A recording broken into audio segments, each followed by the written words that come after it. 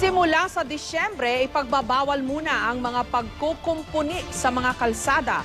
Ito raw ay para maibsan ang matinding traffic na karaniwang kasabay ng Christmas rush.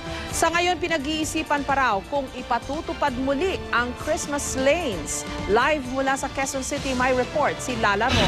Lala. Jessica, pero alam mo, ngayon pala ramdam na ng mga motorista ang usad pagong na daloy ng trapiko. Pero ayon nga sa MMDA, asahan na raw na mas lalo pang magiging kalbaryo para sa mga motorista ang bumiyahe habang papalapit ang Pasko. Sa dami ng mga sales sa mall ngayong Christmas season, sabayan pa ng sweldo at weekend, pihadong traffic sa lansangan. Kaya ang MMDA o ang Metro Manila Development Authority magtatakdado ng moratorium o pagpapatigil sa anumang pagkukumpuni sa kalsada simula Disyembre, ang panahon ng Christmas shopping.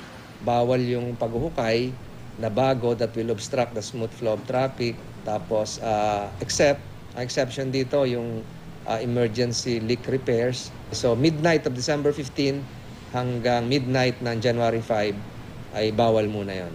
Yung mga ongoing, tatakluban dapat yun ng mga steel plates. Sa ngayon, higit 100 proyekto daw ang mga pagkukumpuning ginagawa ng Department of Public Works and Highways sa iba't ibang lugar sa Metro Manila. Dagdag pa riyan, ang backlog na hanggang ngayon ay hindi pa raw natatapos.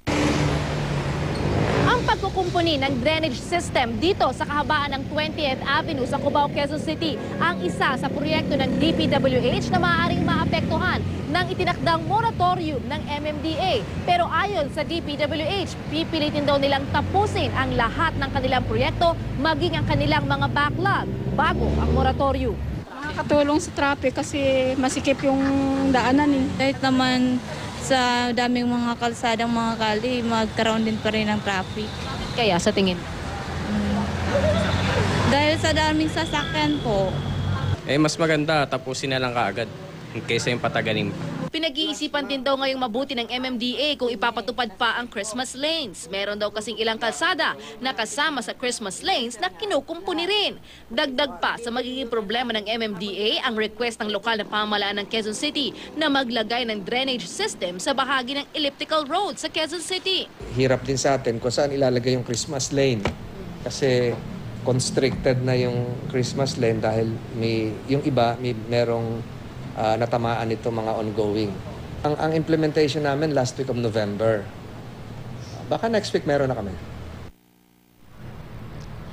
Jessica, nais din daw ni Attorney Francis Tolentino, si MMDA Chairman, na kausapin ng mga may-ari ng mall para magkaroon sila ng brainstorming kung paano ba masusolusyonan yung problema sa traffic, lalo na kapag nagdagsaan na ang mag-Christmas shopping. Samantala ngayon ay Biyernes, wala pa naman yung moratorium, Jessica. Tuloy ngayong alas 10 ng gabi hanggang Lunes ng alas 5 ng umaga ang reblocking ng DPWH. Kaya asahan na raw ng magiging matraffic sa mga oras na ito sa iba't ibang mga lugar. Pero ngayon, dito sa ating kinalagyan ngayon, dito tayo sa Maya EDSA North Avenue, yung panorte ay nagsisikip lang yung daloy ng trapiko, lalo na kapag nasa harap ng mall. Yung pa southbound naman ay maalwan pa sa mga oras na ito, Jessica. Clarification, Lala, ang ititigil lang yung road repairs o yung road reblocking. Yung ongoing na road construction, syempre tuloy pa rin yun, di ba?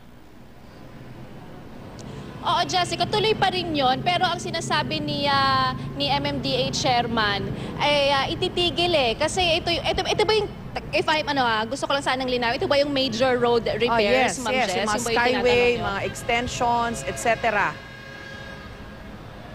Hindi sa atin ito pa nilinaw ni MMDA Chairman Francis Tolentino, pero ang sinasabi niya, ang kanyang mga solusyon na nakikita para daw magtuloy-tuloy ang daloy ng trapiko ay lalagyan ng steel plates. So ito yung nais din linawin kung major, kasi hindi naman natin basta-basta matitigil yung proyekto pag major project, ay kung ano ang gagawin ng MMDA tungkol dyan. Pero ang kanyang nilinaw yung reblocking with DPWH, tiyak na December 15 wala na dapat ito, Jessica. Paano kaya gagawin dun sa mga mall, no? Kasi sabay-sabay na nagbubuka, sabay-sabay nagsasara, at malamang dahil iisang okasyon lang naman ang Pasko, abay sabay-sabay din yan na magsisale. Yun ang horror sa atin. Jessica, natanong natin yan kay MMDA Chairman Tolentino, pero mga kumbaga nagbe-brainstorm lang siya or thinking aloud kanina, isa daw sa posible nilang talakayin yung parking ng mga taxi. Dapat daw hindi nagpa-park sa labas ng mall kasi yun daw yung nagpapatraffic. At iniisip din niya, baka pwedeng mas maaga na lang magbukas sa mga mall imbis na magkaroon ng midnight sale, Jessica. Pero syempre, wala pang final tungkol dito. Maraming salamat sa iyo, Lala Roque.